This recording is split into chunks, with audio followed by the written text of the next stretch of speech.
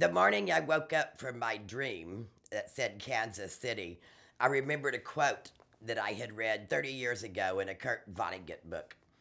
And the words are this: peculiar travel suggestions are dancing lessons from God. And I really like that because it just gives you the feeling that don't be afraid to do something you've never done before. Don't be afraid to go a direction you've never gone before. Follow your gut and just don't be afraid. Paulette called me. She said, "Well, Gwen, I want you to tell me about your dreams." And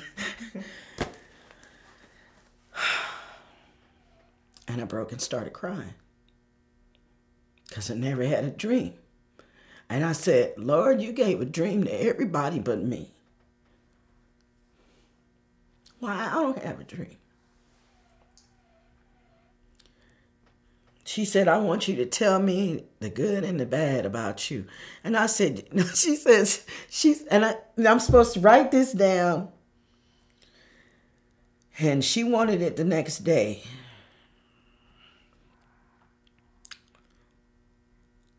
I called her at 8 o'clock in the morning. And I wrote it all out. And I told her what she asked me. But it was like the first time in my life I ever told anybody how I was suffering. I didn't want to let anybody know what I had been through.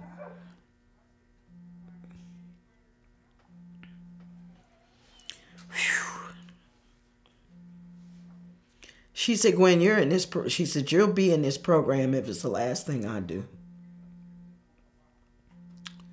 Without these classes and this training I got, not saying that I would have did anything crazy or silly, but who's to say where I would be?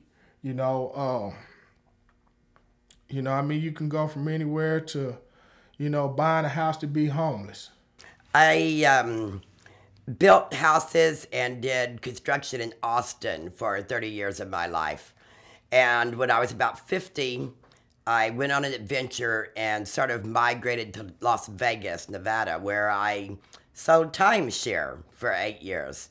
When the economy tanked in 2008, timeshare went all the way down. And so did I. I had a good unemployment, but there were no jobs to be found. And I found myself dying physically, spiritually, mentally, emotionally. I got up to 220 pounds, and I knew I had to leave Las Vegas if I was going to live. I went 4 years without a job and going from place to place, and they're saying, "You're an ex-felon." This opportunity has opened up a lot of doors, different from what I was used to, because I installed fire sprinklers for 11 years.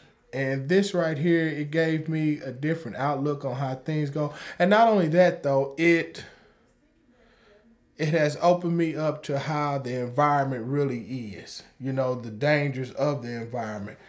I chased this program down and didn't really think that it was for real, honestly. I found out about the OAI environmental remediation program, and I had already decided that I wanted to take my life back to my roots, back to my passions, which were construction and the environment. And so I got selected for the OAI training. And one element of my particular training was a weatherization class. I've done some asbestos abatement. I've done lead abatement.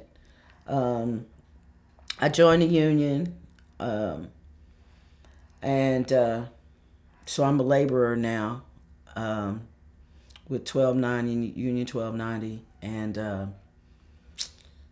I really, really like what I'm doing. I really like being able to provide for myself. I really like the fact that I go into work and I have a purpose when I go in there, knowing that I'm doing a good thing. I got a job in the asbestos field is when I got out of class. Did that for a little while, then I moved over to demolition, and then I came back to asbestos work and have taken my refreshers and things like that to keep it up to date. But This really is a learning field, and it's interesting.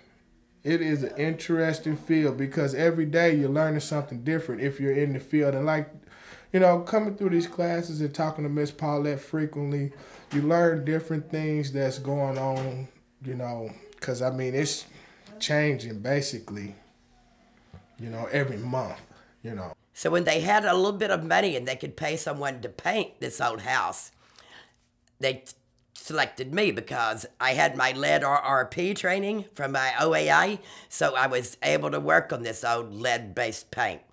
And I started out painting for $10 an hour, just as a contract basis, and that was in November of 2010, and now here it is October of 2012, and I have my dream job.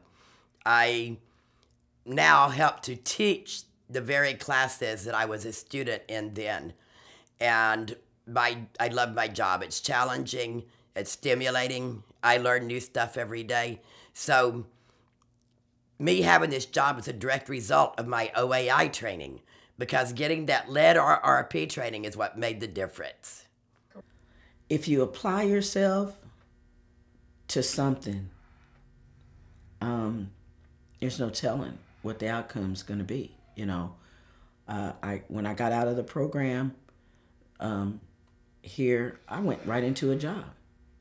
I would also like to start my own business that I've been talking to Miss Paulette about too, as far as mold remediation. I mean, nothing real big, you know, just as far as residential, you know, start off small and kind of get a name for yourself instead of getting out there and trying to go for the gusto and not really have the resources or the finance to do it. So it's just something I've been talking with her about, and she's been, you know, giving me information on what steps to take in order to have that done, what to do, and it's been very helpful for me. My grandmother said something to me,